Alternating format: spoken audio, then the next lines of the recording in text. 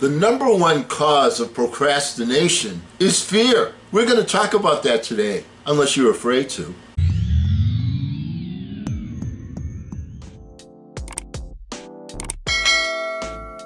Hello again, everyone. I'm Eli's dad with Project Eli, where we educate, lead, and inspire.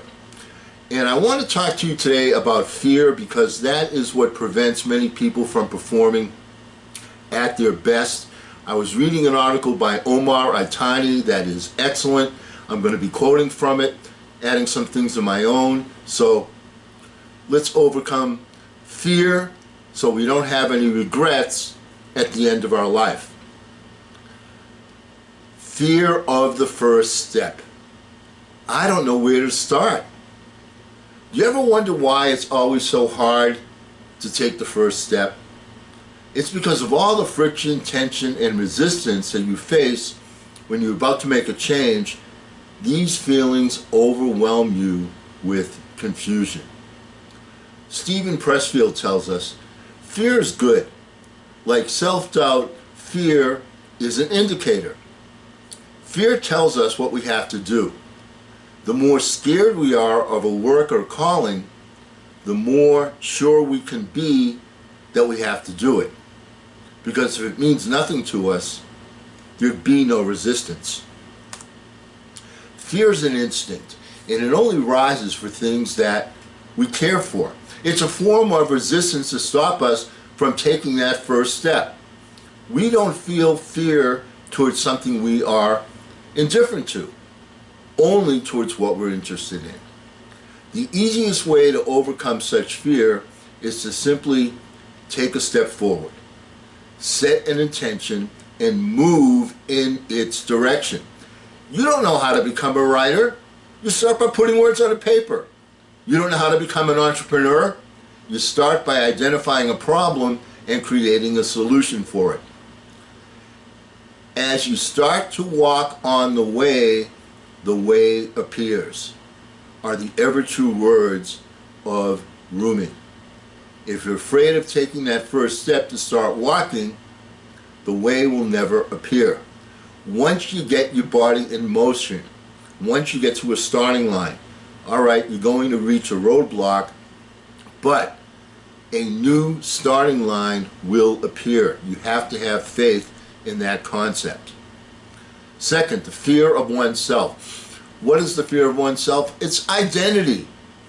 When I became a teacher, when I became a coach, when I became a salesperson, when you first start off anything, that is the moment of your greatest anxiety. But then as the skill evolves and you become more masterful, you become that identity. You become the teacher. You become the coach. Does that make sense? The fear of failure. This is a huge one. Richard Branson tells us, you don't learn to walk by following rules. You learn by doing and by falling over. You see, failure is just part of the journey. And while we've developed a negative association with failure, in reality, it's simply another word for learning.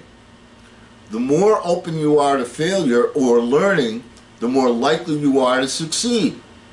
If you look at failure as a catalyst of success, you rid yourself of the fear of it. In fact, whenever you find yourself asking the question of, what if it doesn't work out? Follow up with this question, but what if it does? Then there's the fear of external judgment, what other people will think of me. Hello, remember, success is divided up, 19 people unsuccessful, 1 person successful, 5%. So your thinking should be exactly the opposite. If everyone's agreeing with what I'm doing, I'm probably doing the wrong thing. You need to step away from the crowd. You need to recognize that to be 1 out of 20, you have to be different than the other 19. And if you're the same, you're a part of the 19. Does this make sense? So stop worrying about what other people think and focus on reaching your objectives. Then there's the fear of hardship and uncertainty. Change brings doubt, discomfort, uncertainty, and in this pursuit of change, you're going to grow, you're going to expand, and you're going to, as we said before with identity, become. Also, keep in mind, do I have to remind you, especially in today's times, that nothing in life is certain. Even if you keep things the way they are in the present, or you try to, there's no certainty they're going to be there in the future. Your job is not certain. The economy can go downhill, as we've already seen. Your relationships aren't certain. You can ask my ex-wives. You got to invest time and energy to keep things the way you want them to be.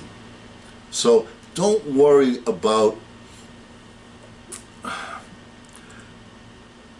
hardship and uncertainty. All right? It's going to happen. You've got to recognize that anything worthwhile is going to take some effort. Otherwise, it wouldn't be worthwhile, would it? And then there's the fear of competition. Oh, that idea already exists. Well, let's talk about me for a second. Enough about you. Let's talk about me. Started this YouTube channel. Were there people out there? Were there Tony Robbins out there? Were there Evan Carmichael's out there? Were there other people out there that were already doing this particular concept?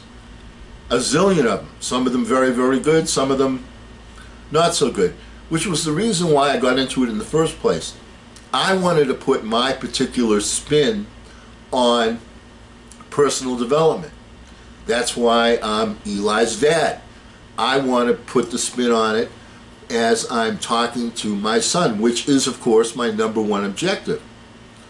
So it's your creativity, the way you express yourself, the way you take a particular function and improve upon it, make it better, give it a different angle, a different paradigm. So don't worry so much about the competition. Worry about how you can put your spin on things and make them better and better. My goal is to create a successful son. I want to give him the tools that he won't receive in the course of everyday life. My fear of an inadequate education is greater than my fear of failure. In other words, if I don't teach my son these life lessons, what will the outcome be? So don't let fear defeat you. Ralph Waldo Emerson tells us, fear defeats more people than any other one thing in the world. Overcoming fear is the secret to feeling alive and living a life without regret. Once again, I want to give a big shout out to Omar Atani for his outstanding article on fear. And I'd like to remind everybody that we will never end a meeting on a philosophical note. So don't be afraid to get out there and charge. I'm Eli's dad.